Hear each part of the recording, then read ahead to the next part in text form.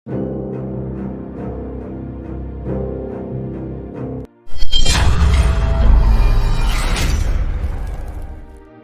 فرست نمبر په دې کې زموږ سره راځي انسولین سیرنج. د انسولین سیرنج د نیډل سایز مونږ وی چې د هغې 30 گیج سیرنج دی او 1/4 د هغې لینث دی. اوس د هغې یوزز وایو نو د انسولین سیرنج یوزز چې دي نو هغه خو مختلف دي. دا خاص کر د انسولین دپاره استعمالیږي. د انسولین دپاره چې کوم استعمالیږي هغه په یونټس کې راځي. نو کله چې په یونټس کې دا راځي په دې کې د 10 نه واخلئ د 100 پورې یونټس دي. اوس چونکې دا سبکوټینسلی استعمالیږي او د دې انسولین نه علاوه د نور یوزز هم دي، لکه فار ایگزامپل منټاکس ټیکس د ټي بي دپاره چې مونږ کله کوو هغې کې دا استعمالیږي. د ویکسین فار ایگزامپل بی سی جي ډي پی ټي ټیټینس ټاکساید دغه شانتي د الرجي د ټیسټ دپاره د انټیبایوټیک د ټیسټ ډوز دپاره او ایډرینالین او ویټامین کې چې کله مونږ یوز کوو نو په هغې کې هم دا سیرنج استعمالیږي. د انسولین سیرنج چې دی دا ولې په یونټس کې دی ځکه چې انسولین په یونټس کې یوز کېږي نو دا هم په یونټس کې راځي. اوس د دې چې کله 50 یونټس وي نو مطلب دا دی چې دا هاف ایم ایل شو.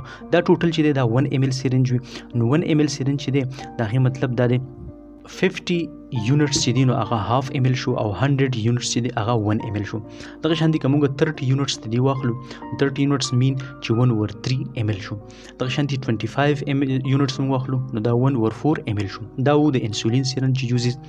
د دې نه علاوه بل سیرنج چې دی نو هغه زموږ سره 1 ایم ایل استعمالیږي. هغه چونکې د سایز هم د دې امروي چونکې اویلیبل نه په دې وجه باندې سایز د دې امروي خو په هغې باندې ایم ایل کې وي.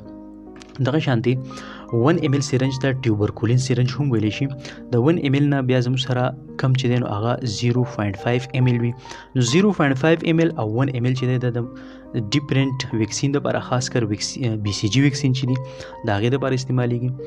او د 1 ایم ایل سیرنج ګیج چې دی 26 ګیج وي او د هغې نیډل هاف انچ وي. په دې وجه باندې دا په پیډس کې په چلډرن کې دا انټرامسکولر هم مونږ یوز کولی شو. دې نه علاوه بیا زموږ سره 2 3 او 5 ایم ایل دا 3 سیرنز چې دي دا خاص کر استعمالیږي د لو ډوز میډیکیشن دپاره چې کم انټراوینیس مطلب پرک کې انټرامسکولر چې په مسل کې یا په آی وی لاین کې کینولا کې چې موږ میډیکیشن ورکو نو هغه هم په دې کې استعمالیږي.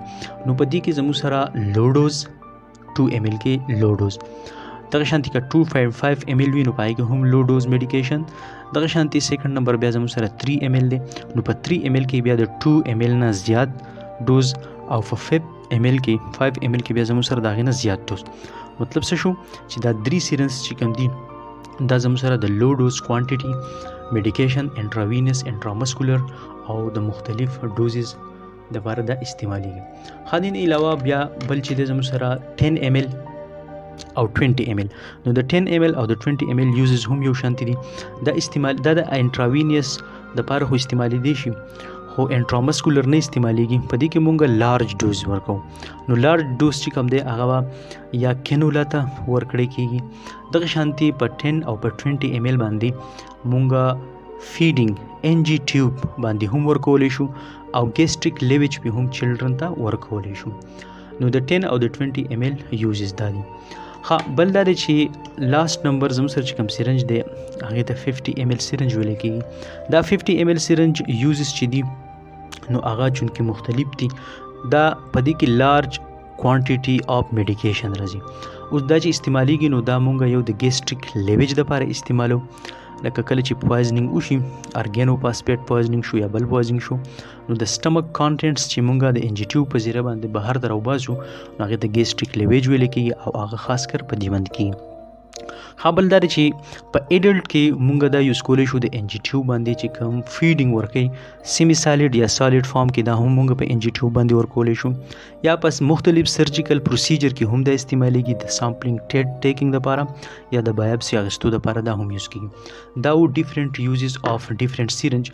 په نیکسټ ویډیو کې به مونږ دا وایو چې هاو ټو ریډ سیرنج ګیج چې دا گیج به موږ څنګه ریډ کوو 0.5 ml څونه شو 2 ml څونه شو او میډیکیشن پراپر میډیکیشن او پراپر اماونت د سیرنج ریډینګ څنګه د مختلف سیرنج ریډینګ څنګه دی لکه دلته موږ وګورو نو دا یو 10 ml سیرنج دی او دا 50 ml سیرنج دی نو په دې باندې یو ویزیبل لاین دی زموږ سره او بل چې کوم دی هغه سمال لاین دی نو د دې څه مطلب دی دا به پر روان ویډیو کې وایو ان شاء الله هوپفully چې تاسو په دې باندې پوه شئ دې کې تاسو څه کوېسچنز نو کمنټ سیکشن کې تاسو لیکلی شئ لایک شیر اینڈ سبسکرپشن به نه هېروئ الله حافظ